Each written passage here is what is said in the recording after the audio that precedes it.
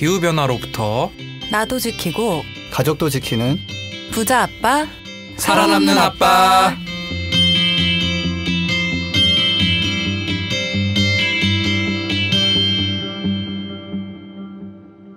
안녕하세요. 팟캐스트 부자 아빠 살아남는 아빠입니다. 기후변화로 급변하는 경제산업구조 속에서 우리들의 가족도 지키고 재산도 지킬 수 있는 방법을 지금부터 알려드립니다. 네, 안녕하세요. 리슨 I can listen을 오늘에서야 알게 된 김나연입니다. 그게 무슨 뜻이야? 뭐예요 그게? 알아맞혀보세요. 리슨 I can listen. 들어 나는 못 들어. 약간 비슷했어. 나 이런 거 생각 귀찮아. 빨리 듣자 하니 못 들어주겠네. 요새 유행하는 말이래요. 이제 막 여기 이제 또 일하다가 뭐 매니저나 이런 사람 이상한 일 시키면 리슨 I can listen 하면서 막 받는 사람은 이게 무슨 말인지 싶잖아요. 또 기가 막힌 것도 하나 신조어 하나 배우네요. 네, 지석쌤은 어떻게 지내고 계신가요? 네, 저는 그 최근에 경제브리핑이라는 팟캐스트에 출연했던 김지석입니다. 경제브리핑 불편한 진실에 또 이제 진출하셨죠. 네. 또 한스 PD님이 열심히 영업을 띄워주셔가지고 저기 전기차 영업도 또 하고. 경제브리핑 식구분들은 좀 약간 좀 샤이하신가 봐요. 저희 쪽으로 많이 안 넘어오신 것 같은데 이거 좀 아쉽습니다. 네, 저는 또 요즘 이렇게 날씨가 또 갑자기 시원해져가지고 혼란을 겪고 있습니다. 네. 여러분들 어떻게 지내고 계신지 한번 댓글과 후원 통해 가지고 저희 식구분들 한번 알아볼까요? 자, 사골님 아이디에서 뭔가 사골 느낌 납니다. 방송 잘 듣고 있습니다. 북극 석유 시베리아 38도까지 우울한 기사 연속입니다. 그렇죠. 몇 년째 에어컨 없이 사는 저는 오래 잘 버틸 수 있을런지 모르겠고. 아니, 에어컨도... 저는 에어컨을 달아야 될 것 같아요. 아무래도. 그래서 공공기관 도서관 찾아다니면서 더위를 식히곤 했는데 요새 문 닫은 데 많아요. 네, 공공기관 문 닫아가지고. 그러니까 이렇게 막 지금 뭔가 가실 곳이 없으니까 어쩔 수 없이 좀 달아야 하지 않을까 하는 생각이 들더라고요. 네, 폭염에 취약하신 그런 식구분이 계시는 너무 안타까운데 정부에서 내연기관차를 개조 지원할 수 있게 한다고 하는데 뭐 이런 게 있습니까? 아니 뭐 그건 지금도 가능은 해요. 근데 되게 번거롭고 사실 실익이 약간 없어서 그렇지. 그러니까 내가 이 차 모양이 너무 좋아서 하고 싶어 그러면 키트도 있고 그런데 뭐 그거를 이제 뭐 합법화 해준다 이런 거는 있나 본데. 내연기관차를 수소 전기차로 개조할 수 있게. 네, 뭐 엔진을 드러내고 뭘 그렇죠. 하고 이런 거. 모터 집어넣고 배터리 집어넣고. 이런 거 좋아하는 사람들이 있거든요. 그렇죠. 좋아하는 사람들 있어요. 옛날 차 사가지고 딱 전기차로 계속 바꾸고. 하고 싶은. 그렇죠. 그렇구나. 많은 분이 혜택 받으면 좋겠다고 좋은 소식 전해주셨고.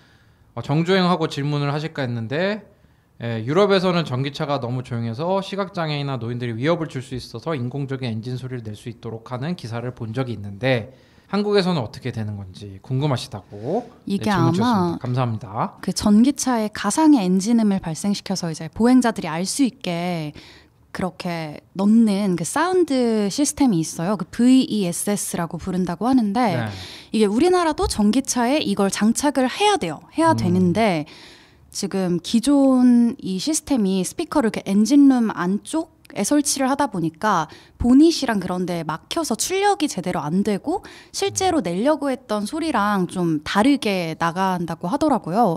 그래서 이걸 실제로 우리나라 자동차 제조사들 중에서도 이 문제를 인지를 하고 이걸 좀 개선을 하자 이렇게 해서 지금 낸 곳도 있고. 뭐냐면 너무 조용해서 사고 난다. 소리가 나게 뭘 집어넣으라고 하는 거고. 근데 웃긴 거는 이제 하이브리드 차 같은 경우도 슬슬 다닐 때 소리가 원래 안 난단 말이에요. 그것도 엔진 끄고 다니기 때문에. 그리고 정말 정숙한 가솔린 차도 거의 소리가 안 나는데 어쨌거나 좀 문제 아니냐 해가지고 결국에는 법을 만들어서 2021년 뭐 여름부터라든지 이런 식으로 그 시한을 정해서 그때부터 나오는 차는 스피커가 달려 있어가지고 그러니까 소리가 나게 다니게 하는 거고. 저도 현대 아이오닉 몰았었지만 거기도 소리 났었고요. 지금 제가 가지고 있는 그 뭐 다른 차는 지금 소리가 후진할 땐 나는데 전진할 때는 나는지 안 나는지 잘 모르겠어요. 근데 스피커가 앞에 달려 있어요. 범퍼 밑에. 그래서 근데 이게 그 골목 같은 데 지나갈 때 좀 뒤에서 차가 오는지 안 오는지 저도 몰라서 깜짝 놀랄 때가 있긴 하거든요. 그 이어폰을 끼고 있는 사람들도 사실은 막 그런 거 그렇죠. 그것도 그렇고. 그 사람 문제긴 한데 이어폰 끼고 있으면. 그러니까 해결 가능한 문제고 뭐 메이커들이 그냥 오케이 그럼 스피커 하나 추가해서 뭐 그냥 해결하고 있어요. 실제로 그렇게 우리나라에서도 기사가 많이 나와 있더라고요. 네, 이미 그런 차들 많이 있고 소리가 딱 나는 거예요. 윙윙 소리가. 그래서 전기차인가 봤는데 하이브리드 차고 그래가지고 이거는 뭐 이 소리를 좀 컬러링 같이 막 바꿨으면 좋겠다. 이 소리를 바라바라바라방 막 이렇게 서로 막 경쟁을 하는 거야. 누가 더 잘 만드는지 듣기 좋게. 뭐 그럴 수도 있죠. 영화 사운드 만드는 사람을 데려다가 소리 만들었다는 얘기도 있어요. 어느 메이커였더라? 유명 영화 음악 감독을 부르다가 이제 가장 적당한 이 첨단적인 전기차 소리 만들어 달라고 누군지 까먹었다 근데 현대였나? 아무튼 예. 그리고 어제도 제가 이제 뭐 그린 뉴딜 온라인 교육을 했었는데 거기서 질문이 이제 에어컨에 대한 걱정이 많으신데 너무 더울 때는 에어컨을 켜시고 다만 태양광을 다시라 동시에. 그래서 낮에 내가 그냥 손수 만든 무궁의 전기로 에어컨을 돌리고 뭐 이렇게 그냥 하면서 여름을 나셔야지 이제 에어컨 없이 버티는 게 좀 갈수록 어렵기 때문에 건강상 젊고 뭐 건강해서 괜찮아 하신 분들은 뭐 좀 버텨볼 수 있지만 뭐 어린아이라든가 노약자분들 약간 나이가 있거나 건강이 조금 안 좋으신 분들은 이 폭염 같은 거 억지로 건디다가 진짜 큰일 납니다. 그래서 이거 죽고 사는 문제고. 그럼요. 저희 그린피스 같은 경우도 이제 뭐 개인이 절약하는 거 그런 거 중요하지만 그거보다 더 중요한 거는 그 전기 만드는 시스템을 바꾸는 게 훨씬 더. 지금 아마 이 사골님도 그런 부분에서 좀 기울기에 기여를 하고 싶지 않아서 에어컨을 안 쓰시는 것 같은데. 확실히 그런 전기 생산 시스템 자체가 바뀌면 진짜 죄책감 없이 사용을 하실 수 있는 거잖아요. 그렇죠. 우리나라는 좀 과도하게 그 기후 변화나 위기에 있어서 에어컨 사용을 하지 말아야지로 가는 저는 좀 에어컨 있어요. 없으면 진짜 못 살아요. 요즘 디지털 온도계 같은 거 막 그게 안 비싸거든요. 하나 사가지고 막 방의 온도를 한번 보세요. 그래서 막 30도 넘어가고 하면 그런 거는 살 수 없는 상태니까. 그리고 우리나라 올해 여름도 진짜 무더위가 엄청날 거라고 하는데 저는 약간 걱정이 되기도 합니다. 지금 장마라서 좀 확 신어졌는데 이거 지나고 나면 이제 상당히 더워지게 된다고 예보가 돼 있습니다. 또 숲속 푸른 달님이 댓글 2개 달아주셨는데 한번 나연 쌤께서 한번 소개 부탁드립니다. 네, 그린스완 중요한 개념이네요. 해외 정보 해석해 전달해 주셔서 감사합니다. 탄소세에 의한 기본소득이 빨리 이뤄지길 기원해 봅니다.라고 댓글 남겨주셨어요. 이게 제가 팟캐스트 같은 걸 보다가 이재명 경기도지사가 나와가지고 탄소세 얘기를 했어요. 탄소세 얘기를 하더라고요. 기본소득을 해야 되는데 재원은 어떻게 마련하냐면 탄소세를 걷어서 하는 게 가장 바람직하다고 본다 해가지고 저 갑자기 웬 정치인이 탄소세 얘기를 하네 했는데 그런 거 생각한 정치인도 이미 있더라고요. 탄소세도 논란이 있고 기본소득도 논란이 있는데 맞아요. 그렇죠. 앞으로도 많이 더블 논란. 그래서 아무 코멘트도 하지 않았고요. 그리고 또 다른 댓글 남겨주셨는데 게스트가우신이 진행도 재밌어지네요. 이게 아마 신현준 씨 편을 들어주신 것 같아요. 그래서 지금도 텀블러를 이제 가지고 있다고 하시면서 사진을 같이 올려주셨어요. 저기 신현준 씨 에피소드구나. 네. 저는 다울쌤 나온 에피소드인 줄 알고 재밌지 의아했어요? 않았던 것 같은데. 다울쌤 견제 들어가신 겁니다. 다울쌤 듣고 계시나요? 내용이 너무 좋았지만 재미는 약간 그래서. 그리고 지석쌤한테 기사 링크를 하나 남겨주셨는데 제목이 이거예요. 전기차가 너무해. 가성비 덕보려다 수리비 폭탄 맞겠네. 라는 기사에 대해서 전기차 디스 기사가 있다. 수리비가 많이 드냐? 이런 말 하고 싶네요. 기사가 너무해. 좋은 정보 얻으려다가 가짜뉴스 뭐 보겠네. 뭐 이런. 그러니까 가짜뉴스까지는 아닌데 차종마다 달라요. 그래서 그 한 번 사고가 난 게 뭐가 있냐면 쉐보레 볼트라고 있는데 그거는 LG 배터리고 LG 모터인데 조립은 미국에서 해가지고 가져오는 수입차 개념이에요. 그래가지고 이제 어떻게 하다가 그 배터리가 밑에가 확 나갔나 봐요. 그래서 수리할 때 한 2천만 원이 들었나 해가지고 그게 뉴스에 크게 났었는데 이제 그런 경우는 뭐 1년에 한두 번씩 있겠죠. 그러니까 그 차종에 해당되는 뭐 배터리가 부서지는 유형의 사고 있을 때는 해당이 되는데 사실 누가 자기 돈을 고칩니까? 보험비로 고치는 거잖아요. 보험비가 그렇게 비싸진 않아요. 저 같은 경우도 뭐 예전에는 한 45만 원, 지금은 한 65만 원 이러는데 그리고 이제 뭐 현대나 이런 데는 배터리 안 상하게 하려고 이제 뭐 차 구조를 좀 이렇게 해놔가지고 그쪽 차종은 그런 게 별로 안 나온단 말이에요. 그래서 보험비가 그렇게 비싸지 않다. 혹시라도 그렇게 큰 사고가 나면 이제 배터리 교체할 때 수리비는 많이 나오지만 그건 내가 부담하는 돈은 아니다. 그리고 이미 전기차가 뭐 좀 이게 확산이 생각보다 좀 느리지만 이미 한 10만 대가 팔려 있잖아요. 그거 파는 사람들 다 수리비 폭탄 맞는 거 아니거든요. 그러니까 너무 걱정하실 건 없다. 항상 안전운전 하시라.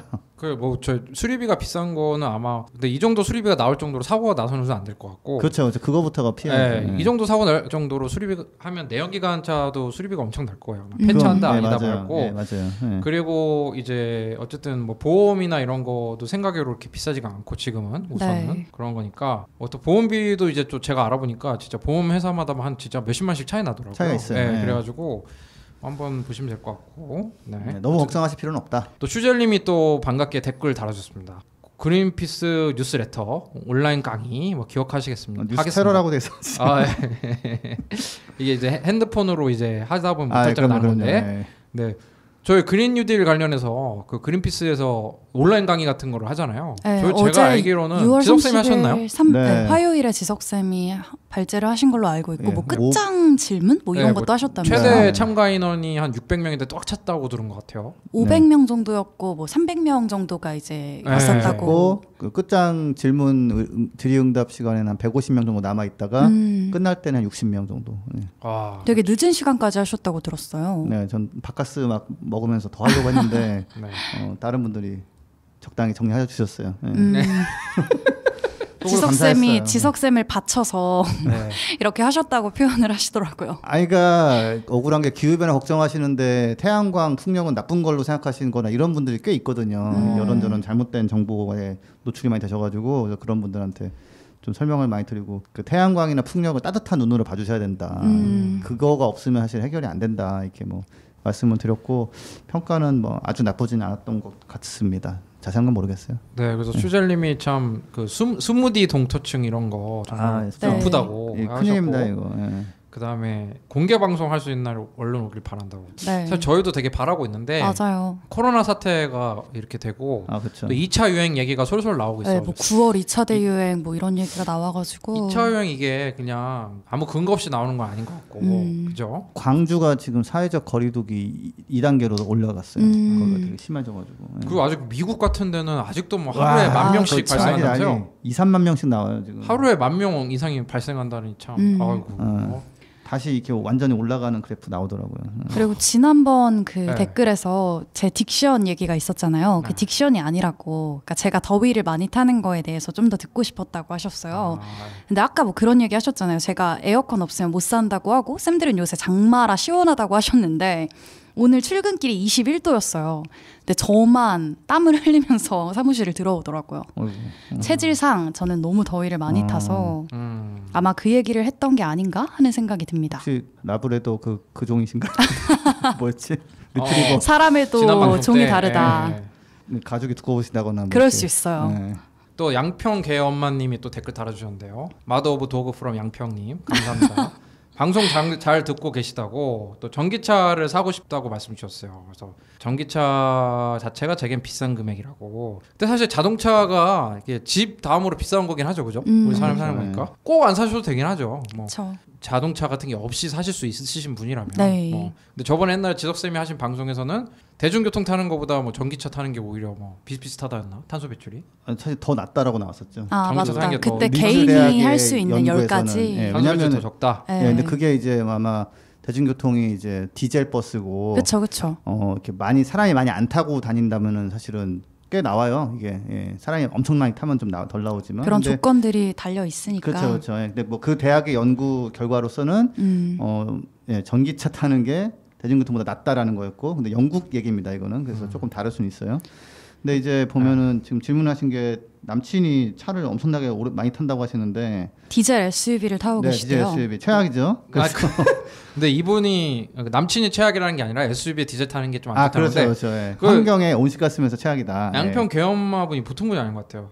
이분 제 아는 분이라니까. 차를 완전 많이 타고 다니는 남친 차부터 먼저 바꿔주시니까. 이분 아는 분 맞나? 오민희 씨 아닌가? 다른 분인가? 아무튼 근데 하나는 지금 갑자기 지인이 되셨어. 강제 지인. 아니었나? 오민희 씨 이분 오민희 씨 아니에요? 모르겠어요. 댓글로 알려주세요. 지인이 아닌지. 그래서 SUV 전기차에 대해서 문의를 주셨는데 큰 SUV 전기차가 있느냐 하셨는데 우리나라에서는 현재 테슬라 모델 X가 있고요. 가격은 1억 4천. 보조금을 신청 안 하는 이유를 좀 모르겠어요. 제가 너무 고가라서 욕 먹을까 봐 안 한 것 같은데 어쨌거나 보조금 못 받고요. 근데 조금 이제 약간 내려와서 그 니로 SUV라고 있어요. 그거는 한 3천만 원 정도면 살 수 있는데 뭐 한 60개월 할부하시면은 뭐 나름대로. 그러니까 근데 이게 아셔야 되는 게 차를 정말 많이 타면 기름값 나가는 거가 거의 차 할부금의 한 뭐 반? 3분의 2 이렇게 되는 분들도 있더라고요. 네. 그러니까 그냥 계산을 한번 해보세요. 이렇게 막 그 한 3천만 원 정도를 뭐 60개월 할부를 했을 때 그럼 내가 지금 디젤 SUV가 한 달에 뭐 기름값을 얼마를 내고 있나 뭐 이렇게 따지고 보면은 생각보다 부담이 적을 수 있기 때문에 좀 그쪽으로 한번 생각해 보시면 좋겠습니다. 이게 계산을 해보세요. 계산을 안 해보고서 이렇게 좀 막연하게 비싸다 생각하시는 분들이 좀 많아요. 아니 지석쌤이 얘기해 주셔가지고 안 그래도 그 조금 더 돈을 모으신 다음에 할부로 할까 생각 중이시라고 남겨주셨어요. 그리고 저도 좀 공감이 됐던 게 제 남자친구도 디젤 SUV거든요. 그래서 저 만나고 나서 그 차를 못 타고 있어요. 아예. 1년 넘게 지금 그냥 방치. 예, 정말로. 아니 그 가서 그 찍어봐요. 그 저기 그 몇 킬로 탔나 그 찍어서 일주일에 한 번씩 그 보내라고 그래. 그걸로 헤어지는 건 좀 너무 그렇다. 그렇게 그래서 전기차 빌려서 다니고 그러고 있거든요. 얘기해서 바꾸란 얘기지. 근데 한 가지는 이제 안 타지만 3년 동안 잘 탔던 아이오닉 그 일렉트릭 전기차가 있어요. 네. 걔가 트렁크가 되게 커요, 진짜. 네, 그 뭐 SUV 못지않게 커요, 트렁크가. 그리고 실내도 꽤 넓은 편이고 이런 차는 중고로 한 1,700 정도면 사요. 전기차를. 그래서 한번 또 체크 아웃 해보셨으면 좋겠습니다. 왜냐하면 상당히 적당한 그 선택일 수 있어요. 예. 그렇군요. 차 좋습니다. 예. 제가 이제는 안 타지만. 예. 네, 또 1,000원님이 또 정의선 구광모 그 에피소드 듣고 후원해 주셨는데 정의선 구광모 이분한테 후원하신 거 아닐까요? 그죠? 감사합니다. 또 건우 삼촌TV님이 댓글 달아주셨는데 유튜브에 자기 전 의미 있는 콘텐츠 고마워요. 잘 듣겠습니다. 늘 좋은 콘텐츠 감사합니다. 잔잔히 들으면서 많이 생각할게요로 댓글 달아주셨는데 이분 뭐 나연쌤 좀 아시는 분인가요? 아니 제가 이 댓글을 보고 유튜버인 것 같다 이렇게 생각을 해서 찾아보니까 실제로 유튜버시더라고요. 건우 삼촌TV. 네, 근데 제가 어떻게 알고 있는지는 저도 모르겠고 조카가 좀 핸드폰 뺏어갖고 막 그런 거 아닌가? 그 조카 관련한 콘텐츠도 좀 올려놓으셨더라고요. 저도 한번 들어가 봐야겠네. 네. 또 더 브라이티스트 다크니스 님이 또 댓글 달아주셨는데 이게 니콜라 주식을 사진 않았지만 테슬라만큼 전기차 알아주는 회사가 나오길 바라는 마음이 있었다. 자, 제가 니콜라 주식을 샀습니다. 진짜요? 한 주. 그냥 앞으로 얼마나 망가지나 한번 보려고. 근데 이게 5% 빠졌어요. 5%. 저희가 이런 방송을 했는데도 오히려 역발상의 기사가 나왔어요. 차 한 대 생산하지 않고도 주식값이 뭐를 뛰어넘은 맞아요. 뭐 지금 니콜라. 어이없게 현대차보다 주가가 더 높아요. 진짜요? 그래서 그게 하물며 그 기사에 댓글이 뭐라 달렸냐면 차 한 대 안 만들고 주식이 그렇게 나오면 의심해봐야 되는 기사가 나와야 되는 거 아니냐. 약간 그 기사는 어떤 느낌이었냐면 차 한 대 만들지도 않고 이렇게 대단한 투자를 받은 회사가 있는 만큼 우리도 이런 뭐 산업적인 이런 걸 해보자. 그래가지고 아무튼 좀 의아했는데, 네. 그 지금 니콜라가 어제부터인가 이제 배저라고 좀 픽업 트럭을 이제 주문을 받아요. 네. $5,000를 내면 예약 구매를 하는 건데 $5,000면 한 600만 원이거든요. 그렇죠. 근데 이게 실물도 하나도 없어요. 그냥 CG로. 테슬라 같은 경우는 예약 판매한다고 욕 먹었지만 최소한 이제 그 프로토타입을 만들어 놓고서 보여주고 시승도 해보고 자, 이 차를 우리가 만들 거니까 예약하세요 이랬단 말이에요. 그다음에 뭐 예약비도 한 $1,000였고 저도 했었지만 그다음에 사이버 트럭 나오라고 작년에 발표한 건 $100를 받고 예약을 받아요.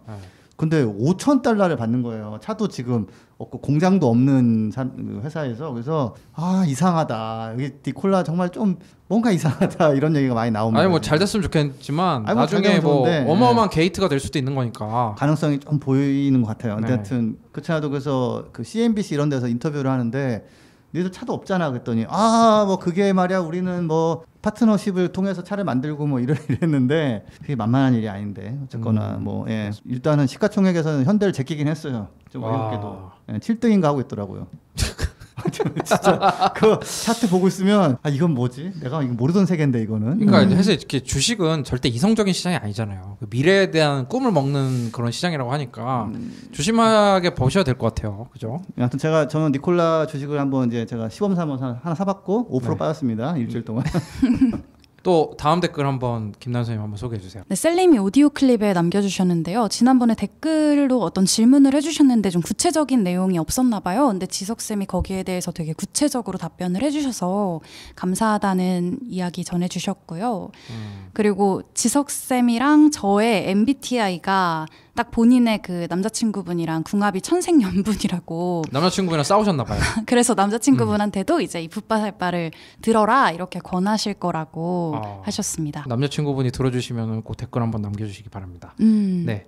또 도토리미님이 댓글 달아주셨는데 아주 좋은 질문 해주셨어요. 전기차를 이용하는 게 내연기관 차보다는 좋지만 자동차 이용 자체를 줄이고 기차, 버스 등 대중교통을 활성화시키는 게 뭐 도시 개발 측면이나 억세시빌리티, 어포더빌리티 측면에서도 바람직하지 않냐고 댓글 달아주셨는데 네, 사실 궁금합니다. 네. 도토리미님이 되게 바람직한 방향을 제시해 주신 게 맞아요.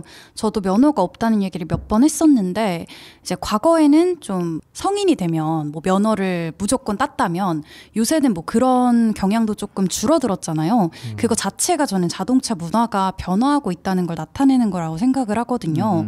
근데 말씀해 주신 것처럼 개인이 이제 자가용을 가지고 있지 않아도 좀 이동권이 원활하게 보장될 수 있도록 재생가능 에너지 전력을 기반으로 한 뭐 그런 대중교통이 훨씬 늘어나야 되겠죠. 그리고 가까운 거리를 이동할 때는 그런 짧은 거리를 이동하기에 되게 유리한 그런 퍼스널 모빌리티, 그러니까 전기 자전거, 뭐 전동 킥보드, 전동 휠 이런 것도 늘어나는 게 더 바람직하겠죠. 제가 어제 이제 그린 뉴딜 뭐 이렇게 온라인 강의를 하다가 이런 비슷한 게 나왔었어요. 이런 거를 차는 안 쓰는 게 제일 낫지 않냐. 그거는 뭐 누누이 얘기하지만 맞는데 뭐 저도 차가 있고요. 윤석쌤도 차가 있으시고. 저는 없고 이제 제 아내가 선긋기. 자, 그래서 이거 진짜 이 방송 떠나고 싶은 게 그 디젤 때문에. 아니 그거는 하여튼 일단 차는 다 쓰잖아. 그래서 하여튼 그래서 그 이달고라는 그 파리 시장 후보님 되셨어요. 아 진짜요? 진짜요? 네, 축하드립니다. 네, 돼가지고 개발 사업 다 없애버리고 공원 만들 거야 이러고 아예 파리 시내 자체에 도로도 많이 없애고 그러실 건데 근데 그렇더라도 파리시에 뭐 차가 이제 영대가 되는 건 아니기 때문에 그러니까 이달고 파리 시장님이 이제 재선에 성공하신 거죠. 근데 그분 맞아요. 공약이 주차장 싹 없애버렸다. 절반으로 없애버리겠다. 그러니까 차 타기가 불편하게 만들겠다. 꼭 필요한 사람만 뭐 쓴다든지 이렇게 하는 건데 일단은 아무튼 그 대중교통도 전기 버스를 바뀌어야 되는 거 이런 부분이 있고 지금 전 세계 1년에 9천만 대의 차가 팔려요. 그래서 전기차가 그 중에서 한 500만 대 정도 되거든요. 그러니까 아직은 좀 전기차를 좀 키워서 이제 이렇게 좀 보급을 하되 이제 점점점 차가 없어도 되게 또 도시를 또 바꿔 나가야 되는 걸 같이 해야 되는 거라서 만약에 뜻이 이제 내가 봤을 때는 대중교통이 더 낫다고 생각하고 하신다면은 그쪽으로 이제 뭔가 이제 뭐 이렇게 캠페인을 하시거나 그 사시는 지자체에 건의하신다거나 이렇게 하시되 하나 놓치시면 안 되는 거는 그냥 디젤 버스나 천연가스 버스로 대중교통 다니는 것은 도움이 별로 안 된다. 전기 버스로 바뀌어야 된다. 그러니까 대중교통 쪽으로 저희가 좀 못 챙기는 부분이 있으니까 좀 해주시면 좋을 것 같습니다. 저희도 뭐가 제일 좋은지는 다 뭐 파악은 하고 있는데 좀 일단은 전기차가 조금 더 보급이 돼야 된다고 판단하고 있어서 이렇게 하고 있습니다. 네, 그리고 또 최율빈님이 유튜브에 댓글 달아주셨는데 또 저기 허지은님이 또 댓글로 이제 답을 달아주시는 훈훈한 모습. 최율빈님이 이제 붓바살바 즐겨는 애청자신데 그 아보카도가 환경 파괴 과일이라는 얘기가 맞냐? 맞아요. 그 애플 팟캐 댓글 어디다 다는 거냐? 그 애플 팟캐 평가하는 거에다 달아주시면 되는 건데 저희가 좀 설명이 부족했던 것 같고 그래서 허지은님이 아보카도를 키우는 과정에서 환경 파괴가 발생해서 그렇다라고 얘기를 해주셨는데 그린피스 서울 사무소에서는 캠페인 하지 않았지만 이게 뭐 우리 숲 관련 그 다른 사무소에서 캠페인 많이 하고 있잖아요. 맞아요. 이게 그 허지윤님이 설명을 잘 해주셨는데 아보카도 농장 0.01 제곱킬로미터당 필요한 물이 하루에 10만 리터래요. 이게 1000명이 하루 동안 소비하는 물의 양이랑 맞먹는 양이라고 하거든요. 근데 실제로 칠레 일부 지역에서는 이 아보카도 때문에 주민들이 물 부족 현상이 기후변화상을 되게 심각하게 겪고 있다는 거예요. 지역 이름이 좀 어려운데 한번 읽어보세요. 발파라이소주 페토르카라라는 지역에서 네. 잘 읽었죠? 명확하게 발음합니다. 네. 15년 전에 이제 강이 흐르던 곳이 지금은 흔적도 없이 말라버렸고 수돗물도 그 시간을 정해놓고 정해진 시간에만 쓸 수 있대요. 그리고 사실 아보카도가 이 물이 되게 많이 필요하다는 것도 잘 알려졌지만 산림 벌채 그리고 화학 비료 이런 문제도 또 가지고 있죠. 이건 뭐 커피도 사실 많이 그렇고요. 그러니까 단일 작물 같은 거를 막 심어가지고 거기다가만 물 퍼주고 하면서 이런 거라서 그리고 이거가 돈이 좀 되잖아요. 아보카도가 인기가 많으니까. 그래서 깽단도 연루돼 있는 것도 있고. 그럴 수 있죠. 네네 좀 이렇게 소비를 해서 도움은 안 되는 작물은 확실하다. 그러니까 제가 알기로는 이게 아보카도뿐만 아니라 그 대두, 그러니까 콩 있잖아요. 네. 아몬드도 그렇고 뭐 파뮤, 그렇죠. 코코아, 네. 그다음에 소고기, 숲을 이제 벌채한 다음에 거기에 네. 이제 심어가지고 하는. 그러다 보면 이제 그 동물들 생태계도 위협받고 네. 생물들. 네 그리고 그런 식으로 한번 배에서 이렇게 그러니까 똑같이 보면 이렇게 멀리서 보면 나무가 보이니까 뭐 자연이 살아있네 하는데 실제 있던 굉장히 울창하고 뭐 생물 다양성이 풍부한 열대우림은 이제 다시는 회복이 안 되고 그냥 애매한 커피나무, 아보카도 나무만 서 있는 거기 때문에 네 이거 문제가 되는 거 맞습니다. 그래서 좀 덜 드시거나 뭐 끊으시면 더 좋고 그런 상황입니다. 예. 네, 그럼 저희 댓글 꾸준히 달아주셔서 감사하고 댓글이 저한테 큰 힘이 됩니다. 좀 앞으로 많이 달아주시고 뭐 아이디어라든지 제안하고 싶으신 거, 궁금한 거, 네, 항상 달아주시기 바라겠습니다. 그럼 저희 전하는 말씀 듣고 이제 본격적인 뉴스 한번 시작해 보도록 하겠습니다. 플라스틱으로 넘쳐난 대한민국. 일회용 플라스틱 없는 장보기가 불가능할까요? 대형마트가 변하면 가능합니다. 그린피스의 플라스틱 제로 캠페인을 검색해 대형마트의 플라스틱 제로를 요구하세요.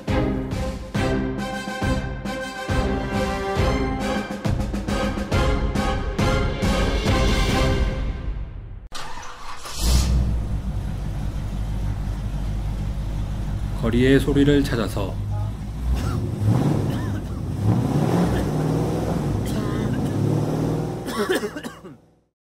이 소리는 기후위기를 심화시키는 내연기관차가 매캐한 매연을 뿜으며 지나가는 소리입니다.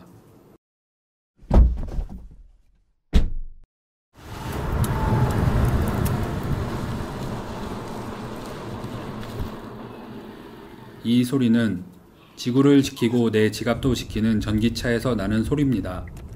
환경과 전기차에 대해 더 궁금하신 점은 그린피스 홈페이지에서 내연기관차 이제 그만 캠페인을 검색해주세요. 네, 저희 사실 오늘은 좀 그린피스에서 이제 또 이런 컨셉이 있잖아요. 약간 우리가 훌륭한 콘텐츠를 너무 일회성만으로 쓰는 게 아까워가지고 사실은 저희 김지서 쌤이 요즘 라디오에 출연하고 계시죠? 매주 출연하고 계시죠? 일라디오 매주 출연하는데 그 10분 떠드는 거 대본 만들고 가서 떠드는데 만만치 않습니다. 이게 준비하신 대본 양에 비하여 좀 아까운 것 같아가지고 오늘 좀 저희 붓바살바 식구분한테도 좀 소개를 해드리려고. 좀 아무튼 제가 방송에서 좀 이렇게 제대로 말 못한 부분도 있고 좀 중요한 내용이라서 한번 제가 가져와 봤는데요. 참고로 원래 코너 이름은 환경하자인데 제가 갈 때마다 맨날 얘기해요. 환경 생존하자로 바꾸자. 작가분들 얼마나 힘들었겠어요. 그러니까 이게 제가 작가예요. 아 진짜요? IM도 작가. 왜냐면은 우리가 전달하고 싶은 콘텐츠를 전달하기 위해서 우리가 대본을 쓰자라는 시스템이 돼 있어가지고 어쨌든 자 그러면은 제가 궁금한 게 이제 또 그런 거 있잖아요. 사실은 한국이 땅도 그렇게 크지도 않고 인구도 그렇게 많지도 않은데 그렇게 작지도 않아요, 근데. 근데 왜 이렇게 우리나라에서만 막 기후변화 얘기를 하냐? 막 사실 그린피스 서울사무소 컨텐츠 보시는 분들 그런 얘기도 하시는데 다른 나라들이 지구 온난화에 대해서 좀 적극적으로 활동하고 있습니까? 예를 들어서 유럽 같은 경우는 그 까마득한 90년대부터 온실가스 줄이라고 과학자들이 하니까 그럼 줄여야지. 얼마 줄이래? 2050년까지 50% 줄이라고 하니까 우리 50% 줄이겠다. 과학자들 말을 잘 듣네 거기는. 그러니까요. 의사가 이렇게 운동하라고 운동하고 의사가 수술하면 수술하고. 와, 저 오늘부터 의사 선생님이 운동하라고 했는데 운동 안 할 건데. 전문가의 건의가 아직 유지가 되는가 봐요. 유럽은. 미국 같은 데는 전문가가 얘기해도 뭐 다 무시하는데. 그죠? 그런 것도 있어요. 유럽이 그 약간 근본이 좀 있어. 과학 근본이 있어. 근데 처음에 금 없이 시작했죠. 연금술. 나 금만 들어보고 싶어 해가지고 그러면서 화학이 거기 발달한 거거든요. 갈릴레오 갈릴레이의 나라죠. 근데 진짜로 내가 그 BBC 다큐멘터리 보니까 연금술 하려고 막 해보다가 네. 이건 뭐지 저건 뭐지 하다가 이제 화학이 된 거예요. 그게. 그렇죠. 예, 네, 예. 그래서 그런 좀 근본이 좀 있어가지고 그다음에 사실은 과학적으로 개발한 거 가지고 부강해졌잖아요. 되게 그러니까 과학을 통해서 우리는 부강해졌다 이런 좀 문화가 있어요. 그래서 산업혁명이 영국에서 시작되는데 영국은 유럽이 아니지 않나요 이제? 아니 유럽 연합이 아닌 거지. 연합이 아닌 유럽 거지. 사람들은 약간 영국을 약간 좀 애매하게 생각하던데 유럽인가 아닌가? 맞아요? 아니 뭐 그런 건 조금 있죠. 네, 그런 건 좀 있어도 뭐 오세아니아는 아니니까. 아무튼 그래서 근데 이때가 90년대가 얼마나 좀 이렇게 착하고 순진했던 시절이라면 아유 뭐 한국이나 이런 데는 아직 개발도상국인데 쟤들 보고 지금부터 줄이라고 하면 좀 불공평하다. 그러니까 유럽하고 미국하고 열심히 줄이자. 아유 중국도 뭐 2090년도면은 거의 공산 국가가 거의 끝나기 전인가? 뭐 끝날 때쯤인가? 뭐 거의 주계장막 이런 시대이기 때문에 그래서 우리끼리 합시다 해가지고 교토 협약 이런 거는 보면요. 대한민국이나 중국 다 빠져 있고 한 38개국 러시아, 중국, 유럽 국가들이 야 우리가 잘해야지 뭐 우리가 맏형들이잖아 이런 분위기였어요. 근데 낭만이 있던 시절이네요. 낭만 있던 시절이죠. 배려도 있고. 그래서 90년대부터 막 그 좀 준비를 해왔으면 어쨌든 그 전기 생산의 상당 부분을 그러면은 뭐 태양광이나 풍력 이런 걸로 좀 바꾸는데 성공했습니까? 맨날 우리 그런 뉴스 많이 보잖아요. 너희들이 몰라서 그렇지 독일도 이제 원자력 많이 쓰고 뭐 석탄 엄청 많이 쓰고. 근데 실제 재생 가능 에너지 얼마나 씁니까? 지금 근데 웃기는 거는 이게 있어요. 참고로 이제 예전엔 그러다가 이제 2018년도에는 이제는 2030년까지 50% 줄여야 되고 전 세계가 50% 줄여야 되고 2050년까지 100% 줄여야 되고 해서 목표가 바뀌었어요. 그러니까 유럽은 과학적 처방 맞아서 가고 미국은 좀 오락가락 하는데 자 독일에서나 영국에서나 막 우리 다 죽는다, 우리 큰일 났다, 우리 이거 이따위로 하면은 안 된다 하면서 막 사람들이 막 뛰어나오잖아요. 그쵸. 시위하고. 근데 독일이 작년에 재생에너지, 근데 재생 전기예요, 전기 생산의 43%가 재생전기예요. 그러니까 전기 생산의 43%를 뭐 풍력이나 태양광에서 근데 여기다 바이오가 들어가요. 바이오매스. 이건 약간 좀 문제가 있거든요. 그래서 합쳐서 43%인데 나라마다 또 재생 가능 에너지에 대한 정의가 좀 다를 수 있죠, 그죠? 근데 이제 바이오매스에 대해서는 지금 자꾸 이제 약간 재논의가 있는데 어쨌거나 공식 통계는 이래요. 그다음에 영국이 37%가 재생 전기, 이탈리아가 36%. 이게 우리나라보다 저 대부분 코로나 대응 잘 못하는 나라들인데 재생 가능 에너지 엄청 잘하네. 독일은 조금 뭐 코로나 대응도 나쁘지 않았다고 하는데 근데 대한민국은 지금 뭐냐 3.8%. 왜 이러는 거야 진짜? 근데 이것도 막 다른 것들 합친 수치잖아요. 빼서? 그게 국가 기후 환경 회의에서 어젠가 한번 페이스북에 올리는 게 있더라고요. 새로 업데이트된 재생에너지만 해서 거예요? 3.8%. 우리나라도 조금 늘긴 늘었어요. 근데 앞자리는 비슷해. 4, 3, 3. 대한민국도 3. 근데 유럽은 뒤에 하나 더 붙고 우리는 없어. 그래서 근데 우리나라는 얼마나 웃기냐면은 독일은요 올해 상반기에 지금 잠정 수치로는 50% 했대요. 재생전기가. 근데 이런 식인데 우리나라는 지금 3-4%고 3.8%고 2030년에 20% 한다고 그러니까 막 저거는 불가능한 수치다, 못한다, 안 된다 뭐 이러고 있고 2040년에도 40% 한다고 했더니 그것도 되게 부족한 거거든요. 과학자 처방 완전히 무시한 건데 그것도 막 뭐 여기저기서 막 너무 힘든 목표다, 현실적이지 않다 그래가지고 35% 후퇴시켰어요. 그러니까 완전 딴 나라 세상 얘기가 되고. 그래 이게 왜 코로나 대응이랑 재생 가능 에너지 완전 딴 얘기긴 하지만 우리가 사실은 우리가 옛날에 그 개발도상국 이미지가 좀 많이 강하게 사람들이 생각하고 있지만 사실 우리 경제 규모나 이런 거 보면은 독일, 영국, 이탈리아랑 거의 이제 뭐 어깨를 나란히 하고 있잖아요. 그럼요. 이거 좀 트렌드를 맞춰가야 되는 게 맞지 않나? 그리고 과학적인 처방 이거 안 하면 다 간다는 얘기잖아요. 지구 재앙이 온다는 거니까 좀 해야 되는데 이 논의가 그렇게 안 되고 있어 너무 답답하고요. 요즘 미국은 좀 어떻습니까? 트럼프가 좀 잘 안 될 것 같은데 뭐 트럼프 대통령 때문에 뉴스 보는 건 참 재밌는 것 같아요. 녹음하기 며칠 전에 보니까 트럼프 대통령의 또 뭐 친척이 또 트럼프 가족에 대한 폭로 책을 뭐 내려고 했는데 지금은 내면 안 된다 많이 뭐 하고 있는데 아직도 미국 정신 못 차리고 있나요? 어떻게 보십니까? 그러니까 이게 약간 좀 미국은 오락가락한 게 그 예전에 아버지 부시가 대통령 됐을 때는 그린하우스 이펙트 온실가스 효과잖아요. 그거를 우리가 사람들 그 얘기만 하는데 화이트하우스 이펙트를 보여주겠다. 백악관이 리더십을 보여가지고 온난화를 막는 모습을 보여주겠어 이러면서 과학도 받아들이고 좀 근본 있게 행동했었어요. 아버지 부시가 그런 분이었어요? 네, 그런 분이었어요. 우리가 생각하기에는 그래서 다 이렇게 그냥 쳐들어갔죠. 근데 이제 그뭐 맞아. 그래도 지구 온난화의 과학은 부정하지 않았어요. 재선도 안 되고 약간 이라크 전쟁 일으키고 막 그 약간 그런 느낌인 줄 알았는데, 그거 이거에 대해서는 그 받아들였네요. 네, 과학적 논란은 그때 없었어요, 미국에서는. 네. 네, 근데 이제 클린턴 대통령, 엘고 부통령 들어와가지고 그때 국제 협약 같은 거 굉장히 열심히 노력하고 연구 같은 거 지원을 많이 했죠. 그때만 해도 태양광 풍력은 말도 안 되는 수준에 그게 말이 되나? 뭐 이런 거였거든요. 그래서 그때 이제 그런 연구를 많이 했었고요.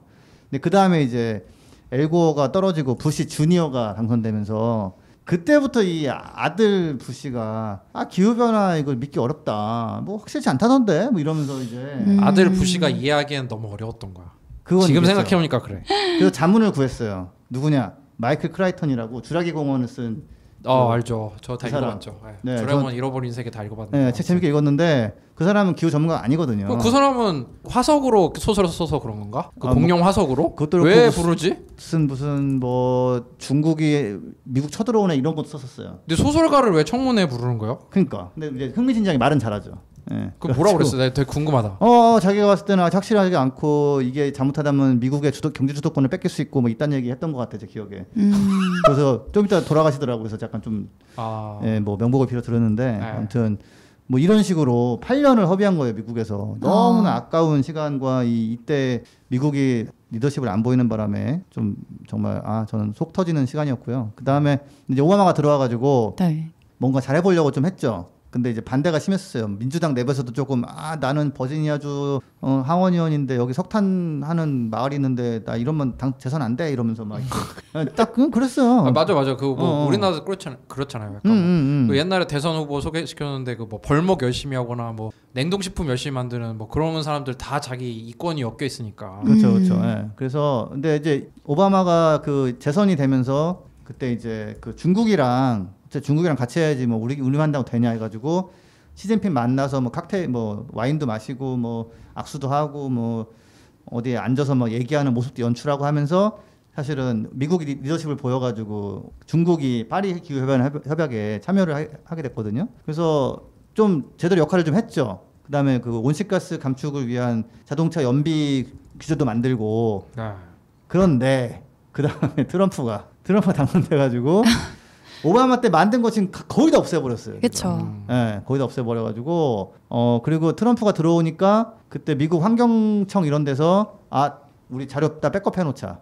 왜냐면 들어와서 지우라 할 것 같아가지고 막 자료 백업하고 막 뭐 어디다가 뭐 저기 하드 드라이브 갖다 놓고 막 이랬었어요. 근데 아니나 다를까 들어와가지고 자기는 뭐 안 믿는다 오바마 그러면서 케어 없애고 환경 규제 없애고 최근에는 알래스카에 그냥 그 석유 뭐 팔 수 있게 그냥 오픈해준다 이런 것도 하고 있고 60몇 개 없었어요. 60몇 개.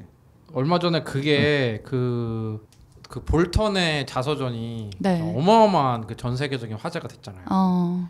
거기서 너무 좀 웃긴 부분이 뭐였냐면 읽었어요 그거? 아니요, 저 다 보지 뭐 그냥 뉴스만 봤는데 볼턴이 그러니까 서로 한심하다고 막 욕하고 있잖아요. 볼턴은 트럼프 욕하고 있고 트럼프는 볼턴 욕하고 있는데.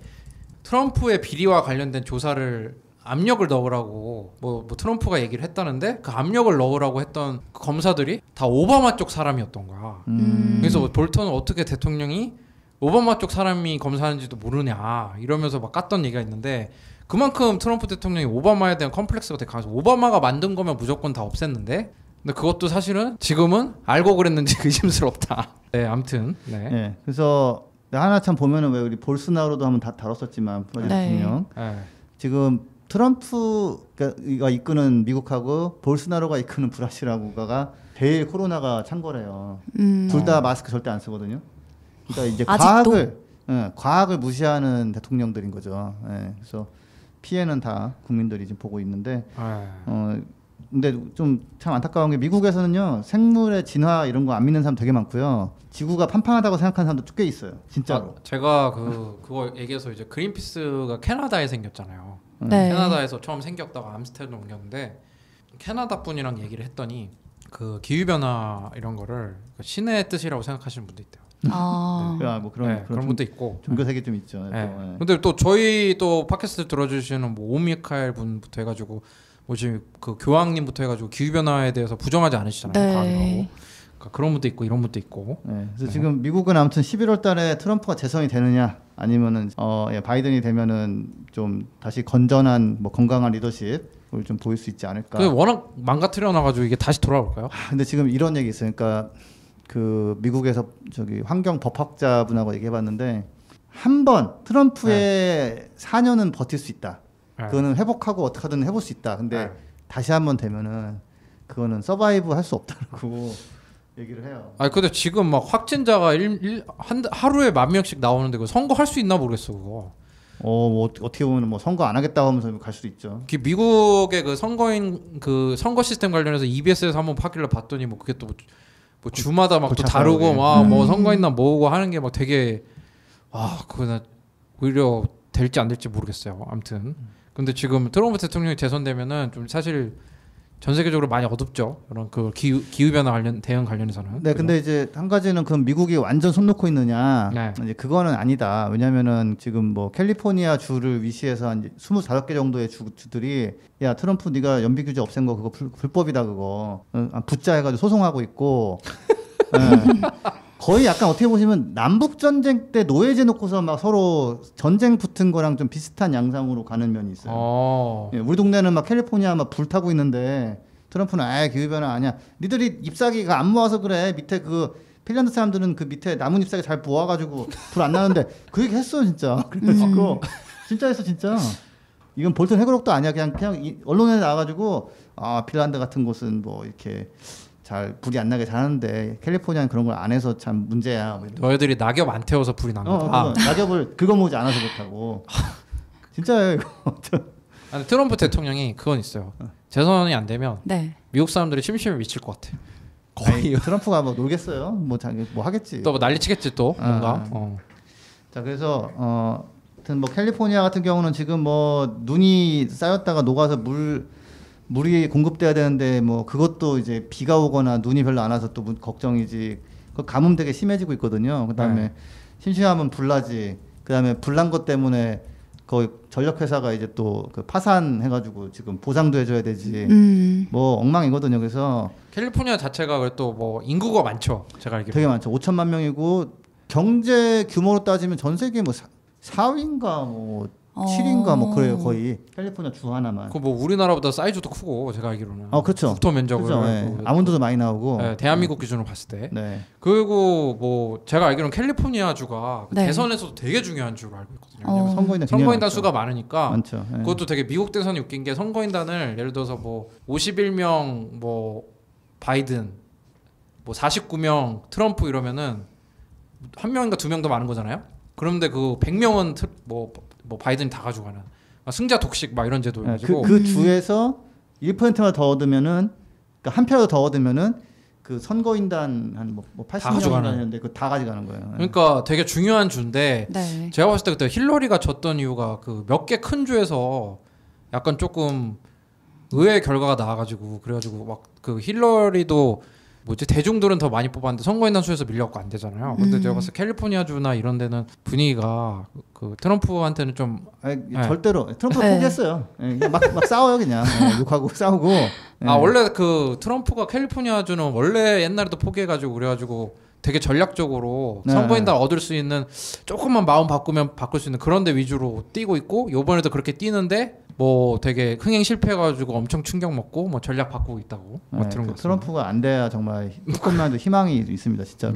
그래서 아무튼 그 한 가지는 미국이 완전 손 놓고 있지는 않다. 주정부 차원에서는 좀 하고 있고 뉴욕주 같은 경우도 2030년에 50% 재생에너지 하겠다고 하고 그 쿠오모 뉴욕 지사가 이제 야 70%로 올려보자. 50% 너무 약하다. 이러고 있고. 동생이랑 이제 자주 농담 따먹는 그분이죠.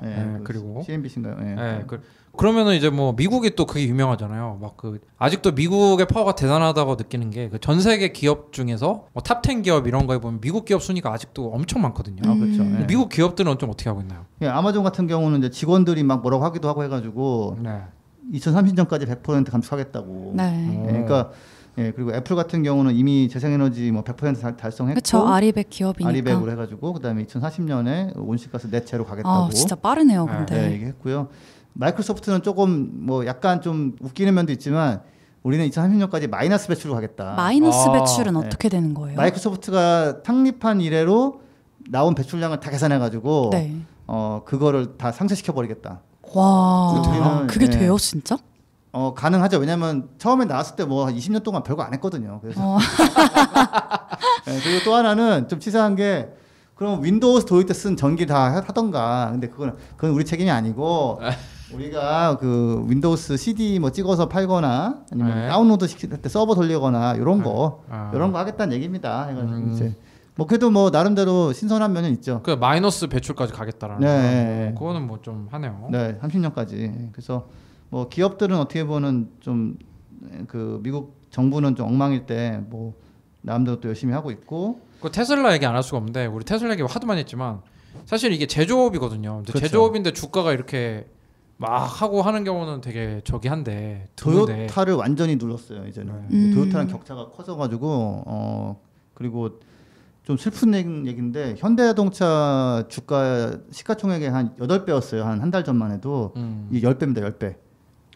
현대차를 10개를 팔아야 테슬라 살 수 있어요. 그러니까 이게 지금 이쪽 회사가 뜨는 건 뜨는 거예요, 그죠? 네. 그러니까 그 기업가 뭐 기업들이 다 잘하는 건 아니지만 그런 기업도 나와가지고 이제 잘 하고 있고 뭐 GM 같은 경우도 나름대로 이제 LG화학이랑 같이 해가지고 전기차를 많이 하겠다고 얘기는 하고 있어요. 근데 말하는 거에 비해서 조금 약한데 아무튼 하고 있고 그다음에 블랙록이라고 자산 운용사인데 전 세계 가장 큰 뭐 8천조 원 굴리는 회사인데 거기도 올해 초에 이제 심각하다 기후위기 이거 막아야 된다. 앞으로 투자할 때 기후위기 잘 안 하는 데는 우리가 투자 안 하겠다 이렇게 해가지고 좀 뭐 분위기 많이 잡고 있죠. 그러니까 대통령만 바뀌면은 미국이 좀 멋진 역할을 좀 할 수 있지 않을까 기대가 됩니다. 뭐 영향이 없는 건 아니기 때문에. 예. 또 우리가 미국이랑 유럽은 좀 먼데 네. 막 우리가 또 이제 피 튀기는 지역이 있잖아요.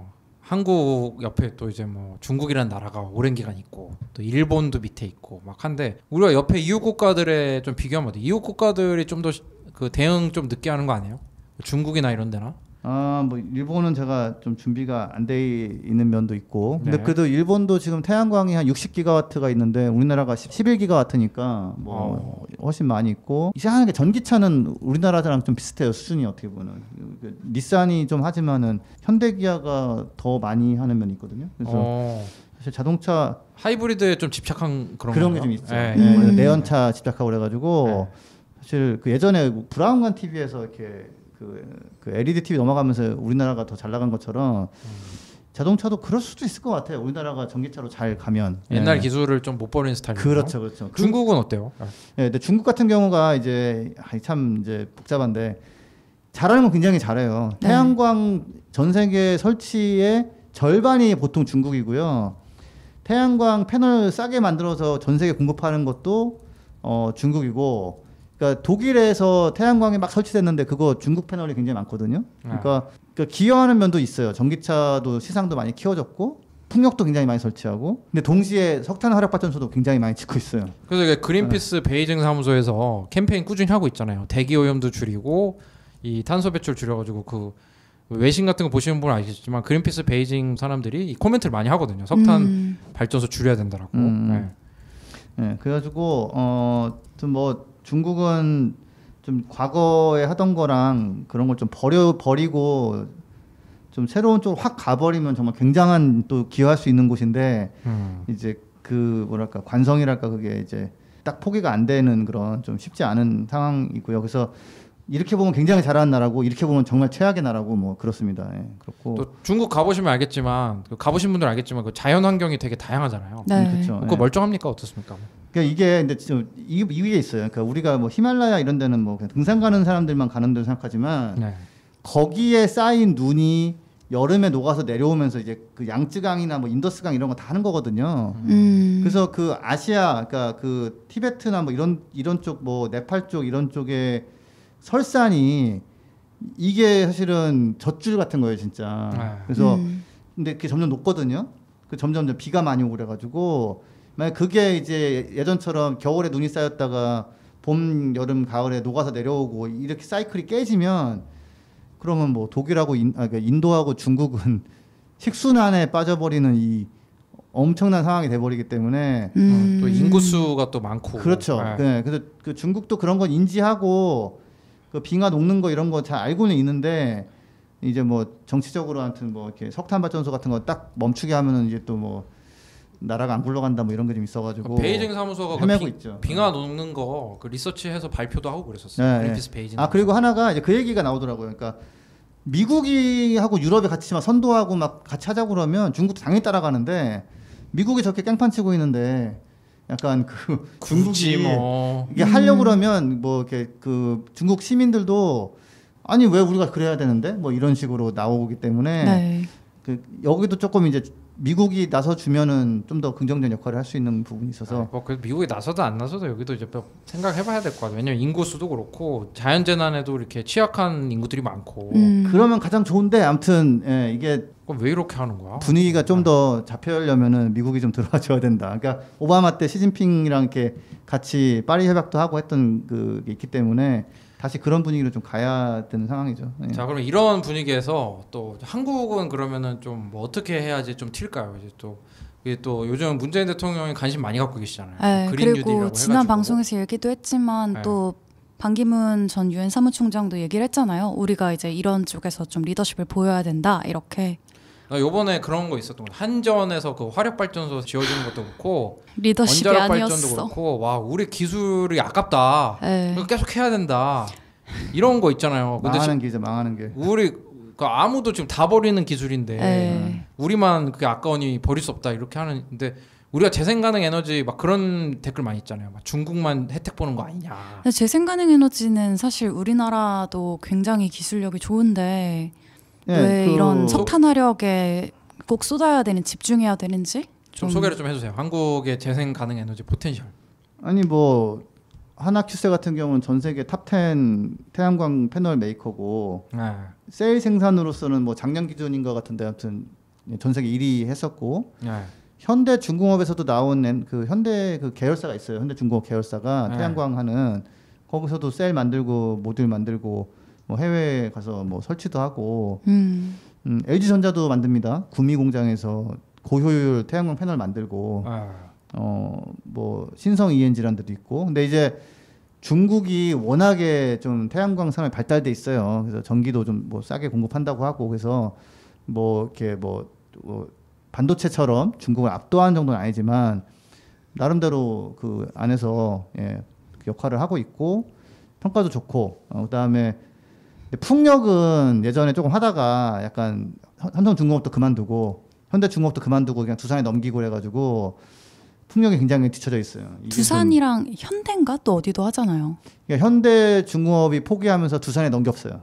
그래서 두산이 그걸 인수했는데 그럼 두산이 그걸 잘 키웠느냐 애매하게 그냥 하는 둥 마는 둥 그래가지고 지금 해외에서는 15메가와트짜리 터빈을 하는데 우리나라가 지금 5메가와트 정도 하니까 그 제주도 가시리 마을 쪽에 있는 그 풍력 단지 하는 데가 어디죠? 그게 아마 두산 터빈 섰을 텐데 이제 문제는 되게 작은 거예요 지금. 예전에는 그게 SK다. SK? 네. 사이즈가 그 풍력 발전 터빈은 사이즈가. SK 아닐 거예요. 터빈은 그러니까 사업주는 SK일 수 있어요. SK 하거든요. 네, 근데 그 터빈은 두산 걸 건데 좀 떨어져요. 굉장히 떨어져가지고 차라리 해외 거 써도 괜찮을 것 같은데 또 그거는 또 좀 안 하려고 그러고 뭐 산업부도 좀 고민이 있다는 얘기는 하는데 잘못했죠 뭐. 또 우리 또 배터리 기술도 기가 막히고. 근데 배터리가 기가 막혀요. 그러니까 이게 정말 그 예전에는 석유 안 나는 나라, 네. 기름 한 방울 안 나는 나라 너무 서럽다 이런 거 있었잖아요.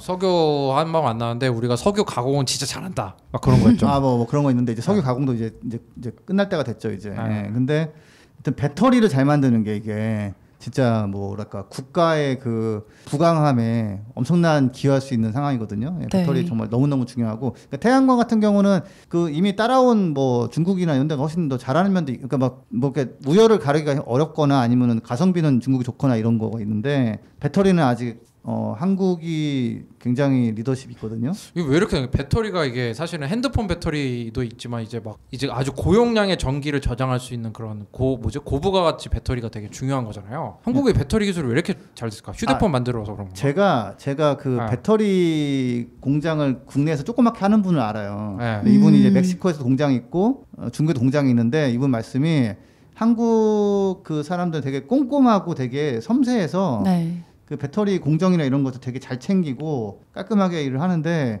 중국은 약간 조금 그렇게 좀 섬세한 게 못하더라. 병아리 감별을 하는 나라랑 다르다. 그런 예. 그래서 젓가락 쓰고 그분이 제조업에서 한 30년 일하시고 뭐 돈도 잘 좀 뭐 중소기업 사장님이신데 그분이 이거는 배터리는 정말 우리나라 사람들이 특성에 너무 잘 맞는다. 딴 나라는 이렇게 못한다라면서 얘기하시더라고요. 그래서 지금 수주 받은 것만 300조 원 정도 됐단 말이에요. 그래서 그래서 우리나라는 사실 이게 넘어갔을 때 우리가 재생에너지 쪽으로 제대로 갔을 때 이미 할 수 있는 선수들이 지금 뭐 삼성 SDI, LG화학, SK이노베이션이 지금 규모 키워가지고 좀 세게 가주면은 되는데 약간 좀 아직 좀 제대로 못하고 재생에너지는 3.8%밖에 안 되고 그리고 더 늘리는 거 어렵다 하면서 막 그 우는 소리 하는 분들 너무 많고 그래서 빨리 이런 걸 좀 깨고 나가야 된다. 그러니까 우리가 이런 거 다 잘하고 있는데 왜 잘하고 있는 거를 외면하고 옛날 기술에 집착하는지 좀 잘 모르겠어요. 기득권 수호를 하기 위한 이제 뭐 그런 좀 논리, 그러니까 가짜 논리, 가짜 뉴스들이 좀 사람들을 좀 사로잡고 있는 상태? 뭐 이런 게 좀 있어요. 그래서 막 저기 뭐 옛날 화력 발전소에 좀 집착하다가 좀 두산중공업도 어떻게 됐습니까? 거의 뭐 지금 휘청휘청하잖아요. 네. 지금 상황이 안 좋잖아요. 어제도 뉴스 보니까 조선업이 너무 힘들다고. 네. 근데 지금 왜 힘들었냐면 석유 플랫폼, 석유 가스 시추 플랫폼을 만드는 거예요.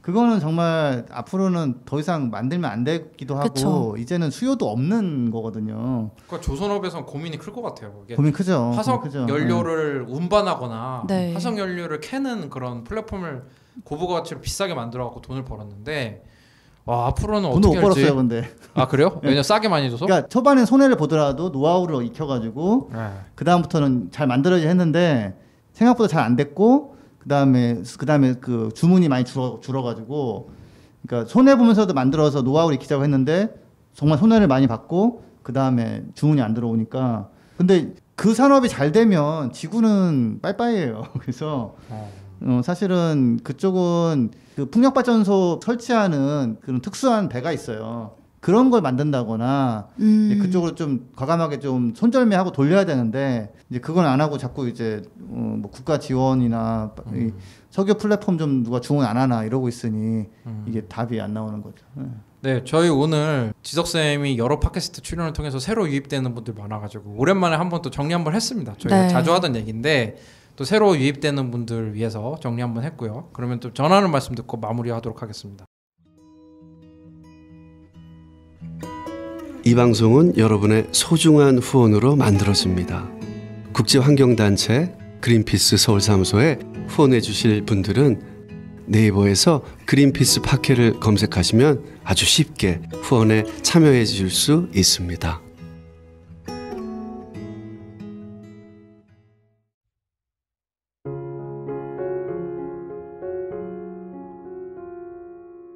부자 아빠 살아남는 아빠는 애플 팟캐스트, 구글 팟캐스트, 팟빵, 파티, 앵커, 오디오 클립 등을 통해서 들으실 수 있습니다.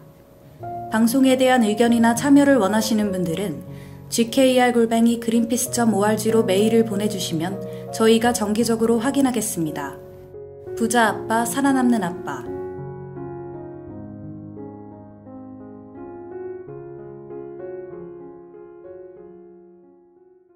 네, 저희가 한번 지난주인가 한번 코멘트 소개해드렸잖아요. 그 우울하다고 이런 기후변화. 근데 진짜 정말 대한민국 같은 경우는 솔루션이 있고 옳은 방향으로 가고 있거든요. 그러니까 좀 더 우울한 방향으로 좀 가지 않았으면 좋겠어요. 그러니까 예를 들어서 뭐 화력 발전의 기술이 아까우니 더 짓겠다라든지 뭐 그런 것도 그렇고 세계적인 트렌드로 가고 있으니까 좀 선수들 좀 키워주고 그러니까 저 진짜 인도네시아 자와 그 결정 보고서 되게 지석 쌤이 딱 세 글자를 이제 그러니까 세 개의 자음과 모음을 남겨주신 게 기억이 나요. 욕설 아니었나요? 욕설입니다. 아 욕설이었군요. 욕설인가? 의성어. 의성어라고 하죠. 근데 뭐 기사가 더 기가 막혔어요. 이게 어차피 우리가 안 지으면 중국이 지을 것. 저 그런 기사 못 봤는데 진짜 충격적이네요. 좀 내가 삥 안 뜯으면 제가 삥 뜯을 거니까 내가 뜯는다 뭐 이런. 그러니까 그런 건데 너무 아쉽고 어쨌든 이게 진짜 다 솔루션이 있는 거지 않습니까? 그래서 그런 거고 우리 미래가 있고 그리고 뭐 좀 너무 식상한 얘기긴 하지만 진짜 정말 한국 전쟁 때 다 박살나고 70년 만에 이렇게 컸잖아요. 이거 우리가 금방 따라잡을 수 있는 거 아닌가라는 또 생각도 들고 좀 민간 다 협력해가지고 탄소 배출도 줄이고 경제 발전도 이룰 수 있는 그런 방향이 좀 됐으면 좋겠습니다. 네, 오늘 또 마지막으로 이렇게 팟빵 뮤직에서 발라디노님이 부르는데 노래 제목이 양치기 소년이네요. 네, 저희 방송의 진정성과는 상관없는 거죠, 그죠? 상관없죠. 네, 알겠습니다. 한번 노래 한번 들어보도록 하겠습니다. 양치소년도 그 걔만 그런 거지 나머지 애들은 괜찮은 사람들 많아요. 네, 알겠습니다. 아니 또 저희의 이런 그 외침이 진짜 막 의미 없는 게 되지 않았으면 좋겠어요. 양치기 소년은 사실 처음부터 거짓말한 거지만 우리는 처음부터 과학적인 사실을 기반으로 계속 얘기를 하고 있는데. 뒤늦게 사람들이 나타나면 얼마나 아쉽겠어요, 그죠? 하여튼 저희가 오늘 드린 말씀 조금 주변에 많이 퍼뜨려줬으면 좋겠습니다. 네, 그러면 오늘 방송 이 정도로 마무리하고 다음 주에 좀 더 충실한 내용으로 찾아볼 수 있도록 하겠습니다. 감사합니다. 감사합니다.